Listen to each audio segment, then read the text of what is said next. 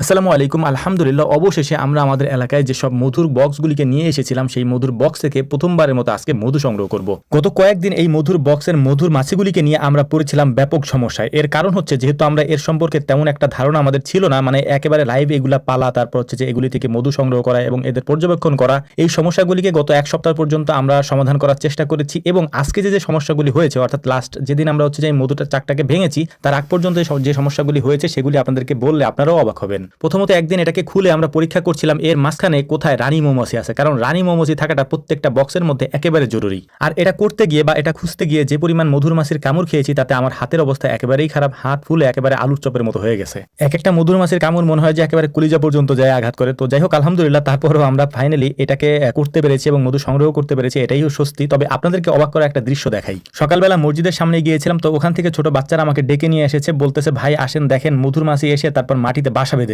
ওদের কথা শুনে প্রথমে অবাকই হয়েছে, কারণ বন্য মৌমাছিরা এ ধরনের বাসা তৈরি করে না, অর্থাৎ মাটিতে ওরা বাসা বাঁধে না, ওরা হচ্ছে গাছের ডালে, তারপর হচ্ছে যে বিল্ডিং এর কার্নিশে এইসব জায়গায় বাসা বাঁধে। যখন এই মৌমাছির কাছে আসলাম তখন দেখলাম যে যেটা সন্দেহ করেছিলাম ওইটাই, এগুলি আমাদের বক্সের মৌমাছি। এখানে এসে তারপর ওরা একটা গাছের মধ্যে বাসা বেঁধেছিল, ওখান থেকে ছোট বাচ্চারা হচ্ছে এটাকে ঢিল মেরে তারপর নিচে ফেলে দিয়েছে। তো আলহামদুলিল্লাহ এটাকে দেখার পর নতুন একটা অভিজ্ঞতা হলো। আমরা বাড়ি থেকে ট্রে নিয়ে এসেছিলাম, এই ট্রে এনে তারপর ভাবছিলাম যে এগুলিকে এখান থেকে নিয়ে যাব। এর কারণ দুইটা হতে পারে। একটা হচ্ছে যে রানী মৌমাছি যদি এক বক্সের মধ্যে দুইটা থাকে তাহলে ওই রানী মৌমাছি একটা দল নিয়ে তারপর হচ্ছে যে ওরা ওই বক্স থেকে বের হয়ে যায়, সেটাই হয়েছে। এই মৌমাছিগুলোকে এখনো পর্যন্ত আমরা আমাদের বক্সে ফিরিয়ে আনতে পারিনি। এগুলি আমাদের এলাকার বিভিন্ন জায়গায় ঘুরতেছে এবং বাকি যে মৌমাছিগুলি আছে ওইগুলোকে আমরা এখন ভালোভাবে পর্যবেক্ষণ করছি। আপনাদের জ্ঞাতার্থে একটা জিনিস বলে নেই, আপনাদের যাদের মধু লাগবে স্ক্রিনে আমাদের নাম্বার দেওয়া রয়েছে এবং হোয়াটসঅ্যাপ নাম্বার আছে, কল নাম্বার আছে। এখানে কল দিলে বা হোয়াটসঅ্যাপ করলে আমাদের সাথে যোগাযোগ করতে পারবেন এবং মধু অর্ডার করতে পারবেন। আমাদের কাছে বর্তমানে কালোজিরা ফুলের মধু, এর পাশাপাশি হচ্ছে মিক্স ফুলের মধু, এর পাশাপাশি ধনিয়া এবং কালোজিরার মিক্স এইটার মধু এবং সরিষা ফুলের মধু আলহামদুলিল্লাহ আমাদের কাছে এখনো আছে। আপনাদেরকে এটাও বলে দিই, আমাদের মধুগুলো আমরা সংগ্রহ করি হচ্ছে মাগুরায় আমাদের যে খামারগুলি রয়েছে সেই খামারগুলি থেকে আমরা মধুগুলি নিয়ে আসি। এই বক্সগুলি আমরা সেখান থেকে নিয়ে এসেছি এবং আমাদের এখানে যেহেতু ফুল কম হয় এ কারণে মূলত এখানে বেশি বক্স আমরা আনতে পারিনি। তবে যে কয়েকটা বক্স এনেছি এখানে ভালো পরিমাণে মধু আমাদের হয়েছে, এটা আমি আপনাদেরকে আজকেই দেখাবো ইনশাআল্লাহ।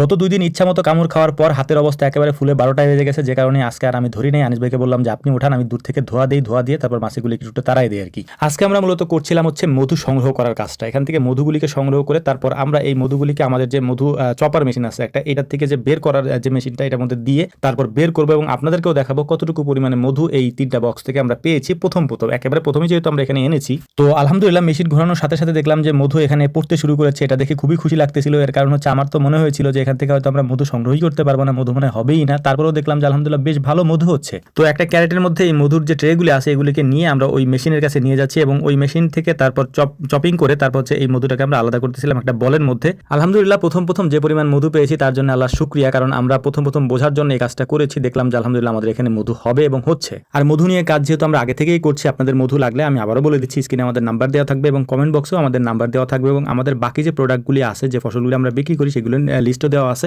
এগুলি দেখে আপনারা অর্ডার করতে পারবেন। তো আমাদের জন্য দোয়া করবেন। আসসালামু আলাইকুম রহমতুল্লাহ।